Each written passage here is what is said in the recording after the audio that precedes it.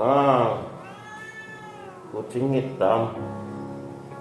Dia lahir anak kucing, cantik kok. Warna putih. Dalam tempat kasut. Apa ya?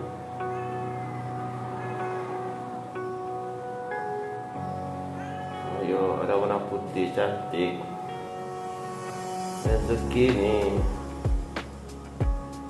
Cuma hitam. Dan kau.